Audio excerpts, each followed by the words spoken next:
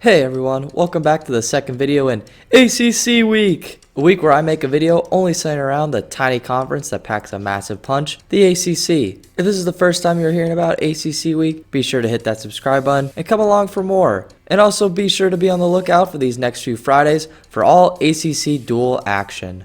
My name is Tanner and this is TrueTan Wrestling. I'll be ranking all 6 ACC teams from worst to best. But to be honest, I think all 6 teams are pretty good, with all of them building impressive dual resumes and having at least 2 to 3 guys that will for sure be national qualifiers, and I would argue that every ACC team might have an All-American this season. This conference has come a long way in just 10 years, and we could thank that all of the coaches. We have greats like Pat Pop in Raleigh, North Carolina, coaching the NC State Wolfpack to great things, or guys like Keith Gavin, taking his alma mater to the top in Pittsburgh. I'm not that old and I remember when the ACC was kind of a joke, but now they bring some serious threats and firepower to the table, so let's quit hyping them up and start this true tan ranking of all 6 ACC schools. Also, if you are a fan of the ACC, hit that like button. If you have your own rankings, feel free to leave a comment in the comment section below. I would love to hear what you all had to say. Now let's dive headfirst into this ranking. Number 6, the Duke Blue Devils.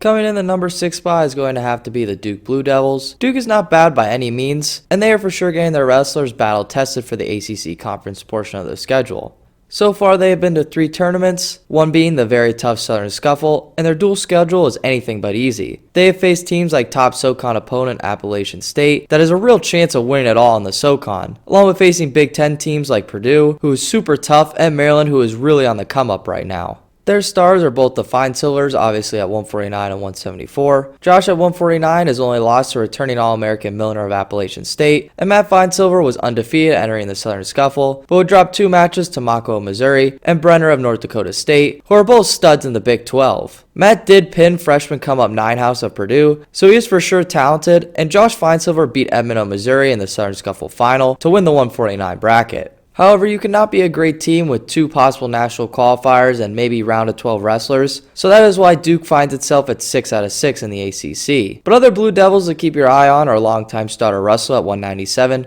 who's in a very deep weight class but has shown promise before, ACC quarterfinalist Agan at 125, who has some impressive wins on his career resume, and their heavyweight Niesenbahn is a tough big guy that will be competitive for them in the end of their lineup and to round up their supporting cast members.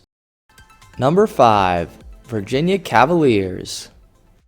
It's odd putting Virginia here because I remember Virginia Tech and Virginia always battling out for the ACC title, but it really shows how deep and altered the ACC has become. Nevertheless, Virginia is primarily here because of their lack of data points, unknown potential, and of course quality wins and losses. However, guys like McCormick, Verclaren, and Ayala all had great Virginia dual matches, so they are on the come up and they could rise higher than 5 as the ACC schedule goes on.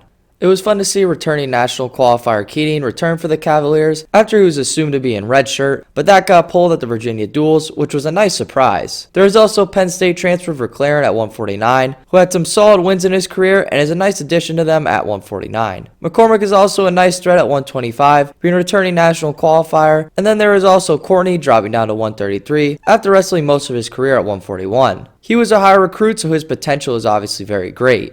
Wrapping up the heavy hitters, there is Ayala, who had a solid summer, placing 3rd at U23 World Championships. He had an alright season last year, placing 2nd at the ACC tournament, losing to returning national runner-up Bonacorsi of Pitt, but Ayala did win that tournament the year before. He would go 1-2 at nationals, winning his first match but losing to Bonacorsi again, and then Marcus Coleman of Iowa State. This was obviously a tough year for Ayala last year, but he's already looked like a beast this season, but it's only really been a small sample size of matches, and it was probably because he was getting his weight down from U23s and getting back down to 197, and sort of getting used to folk style again. However, he would beat returning All-American Jake Woodley of Oklahoma at Virginia duels, so maybe the transition's happening a little faster than you would think. I'm really interested in seeing him in the ACC field, and every Virginia fan should also be excited too. I think Virginia is still a great team, I just can't rank them any higher right now than the rest of the field, and I believe they are definitely better than Duke in the long run. They for sure though have some sleeper potential, which was definitely proven at Virginia duels, so be on the lookout for them in March and in the conference schedule. Number 4, the North Carolina Tar Heels. So I went back and forth and then back some more on the 5 and 4 spot. And then once I had those locked in, I went back and forth and then back again on the 3 and 4 spot. But we'll get to that bridge when we get to it. Coming in at the 4th spot is obviously the Tar Heels in North Carolina. They have a solid team with a returning national champ up in a new weight class, and they are led by the elite coach Coleman Scott, along with a loaded assistant coaching staff. Their squad has some solid young and old representatives, so they for sure deserve this spot. But I could see them causing some serious upsets within the ACC dual schedule. Some of their guys have really small sample size of matches and some questionable results, but that does not mean they are not a major threat. They have the returning 149 champ now up at 157, Austin O'Connor, who did drop a match to Robin, Nebraska earlier in the year, but his stock cannot be forgotten and he's a national champ. Sherman is also up at 149, and he does have a losing record, but he went on a crazy run to become an All-American last year at 141. Their upper trio at 174 to 197 are all tough and always make the ACC schedule interesting, with Lott at 174, Kane at 184, and finally Shaw at 197, and they are all studs like I mentioned. Finally, there is Hernandez at 133, who has a small sample size at 5-0, but is still undefeated, and he has made the finals of the ACC tournament before, and has looked super impressive this year and in years past. Clark, the American transfer, is down from 149 to a more suitable weight class 141, where he has looked incredible, beating guys like Chad Redd, Nebraska, who's a 3-time All-American. So clearly it seems hard that UMC is only the 4, but they clearly have a deep team that could place even higher in the conference tournament. Number 3, the Pitt Panthers.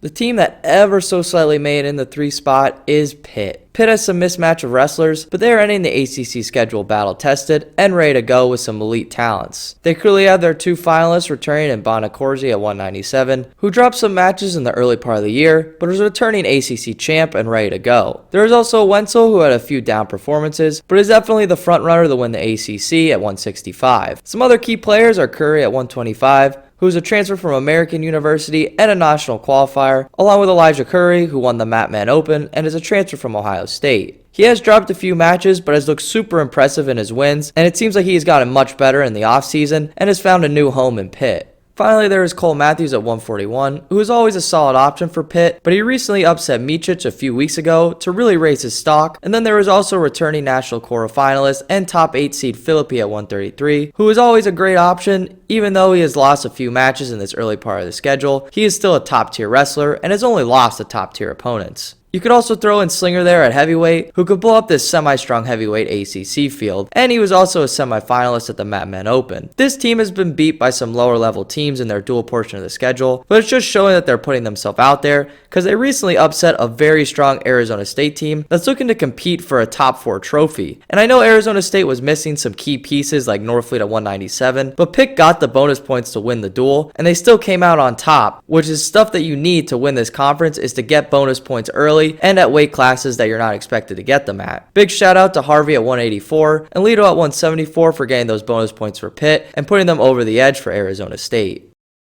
Number 2, the Virginia Tech Hokies.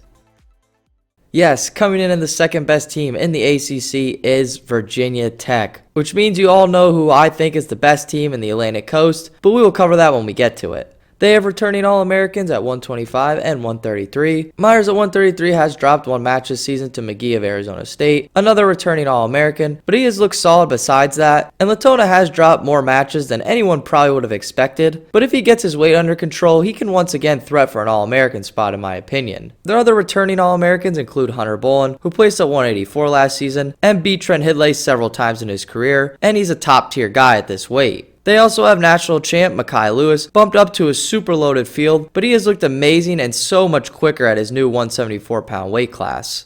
I know 174 isn't just deep in the ACC, but also nationally, but we can't forget Mekhi Lewis beat 2 of the best 165 we've seen in the past few years in Alex Marinelli and Vincenzo Joseph, so he cannot be counted out at 174. Their other key players driving them forward is obviously Bryce Andonian at 149, who has only wrestled 4 matches so far, but all of them have been simply electric, and hope we continue to see him in the first week of the ACC for more ACC action. Then there is also Connor Brady at 157, who is making serious gains from last season, having a close match with returning All-American teamer of Arizona State, and beating Missouri starter Jake Hughes, which is a solid win for him. Finally, there is Stanford transfer Traxler at heavyweight, who has won the Hokies some massive entertaining duels that I have covered on this channel actually. Overall, I still think Virginia Tech is a really awesome team. I mean, I ranked them second in this really tough conference, and to be honest, that's what they were ranked last year, and they still proved us all wrong by winning the ACC, by winning the dual portion of the schedule. And we will see that this Friday with NC State versus Virginia Tech. So if they prove me wrong, they prove me wrong. But as of now, I have them ranked second. But that duel is still going to be super entertaining this Friday, so you do not want to miss it. Number 1, the North Carolina State Wolfpack.